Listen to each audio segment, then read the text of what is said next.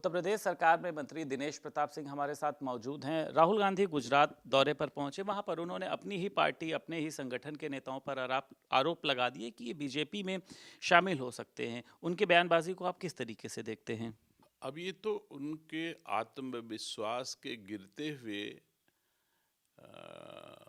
कारण हैं कि उनका आत्मविश्वास इतना गिर गया है, भरोसा अपने पर भी नहीं है, अपने परिजनों पर भी नहीं है, अपने कार्यकर्ताओं पर भी नहीं है। तो नहीं समझ सकता कि अब राहुल गांधी का कोई पतवार हो सकता है, क्योंकि राहुल गांधी जिन कार्यकर्ताओं के ऊपर आरोप लगा रहे हैं, उन्होंने पर्टिकुलर कोई एक कार्यकर्ता होता तो मैं मान लेता, लेकिन अपने पूरी पार्टी के कार्यकर्ताओं के ऊपर लगा रहे हैं कि वो भारतीय जनता पार्टी से मिले हैं।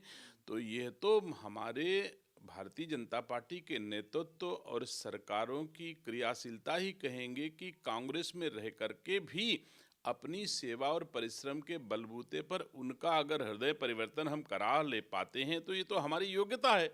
और आप अपने देश में अक्षम व्यक्तित्व नेतृत्व हो और हम भारतीय जनता पार्टी के कार्यकर्ता इतने सक्षम हैं कि अपनी सेवाओं से आपके कार्यकर्ताओं को प्रभावित कर सकते हैं, कर ले रहे हैं, तो ये तो हमारी योग्यता है, हमारे परिश्रम है और हमारे सही नीतियां हैं, सही निर्णय हैं जो देश के लिए आवश्यक हैं, वो कर रहे हैं। तो अगर कोई खांटी का देशवासी आपके कांग्रेस में है और वो भारतीय जनता पार्टी की मदद कर रहा है तो ये तो अच्छी बात है, इसमें कोई दो राय नहीं है।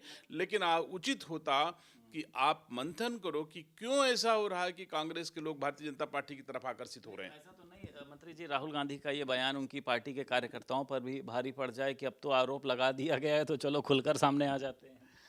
ये बात हो भी सकता है, इसमें कोई दो राय नहीं। अगर आपको विश्वास ही ना हो अपने कार्यकर्ताओं पर तो कांग्रेस का वो कार्यकर्ता निसंदेह आपके खिलाफ ही रहेगा, इसमें कोई दो राय नहीं। तो इनको तो अब देखना पड़ेगा कि अपनी ही पार्टी के कार्यकर्ताओं पर उनको विश्वास नहीं रहा तो यह देश राहुल गांधी पर कैसे विश्वास करेगा कि वो हमारे हक में निर्णय लेंगे और हम आगे काम कर पाएंगे। संभल के सीईओ अनु चौधरी के बयान पर समाजवादी पार्टी ने कड़ी प्रतिक्रिया दी और कहा है कि ऐसे अधिकारी नहीं होने चाहिए। रामगोपाल यादव ने तो ये भी कहा है कि अगर हमारी सरकार आएगी तो हम ऐसे अधिकारियों को जेल भेजने का काम करेंगे।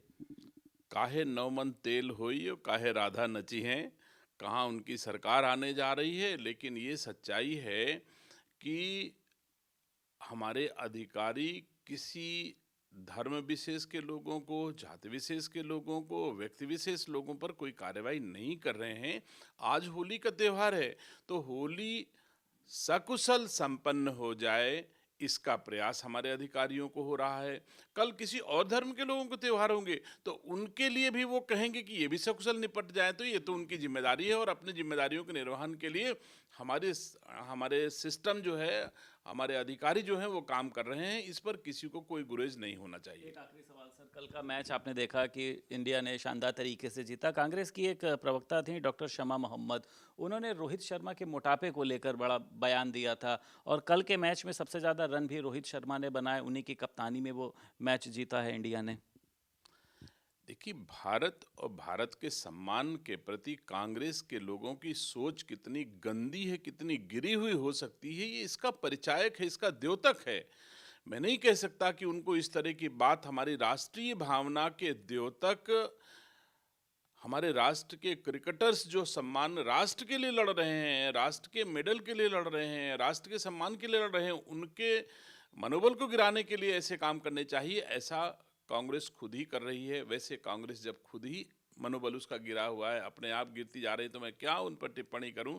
लेकिन निंदनीय है ये बात और मुझे गर्व है कि हमारे ऐसे देश के क्रिकेटर्स हैं जो लगातार अपने परिश्रम मेहनत की बदौलत देश का सम्मान ऊंचाई पर ले जाने का काम कर रहे हैं। बहुत शुक्रिया बात करने के लिए। उत्तर प्रदेश सरकार में मंत्री दिनेश प्रताप सिंह हमारे साथ मौजूद थे। लखनऊ से वीडियो जर्नलिस्ट मेहंदी हसन के साथ संदीप खेर, भारत समाचार।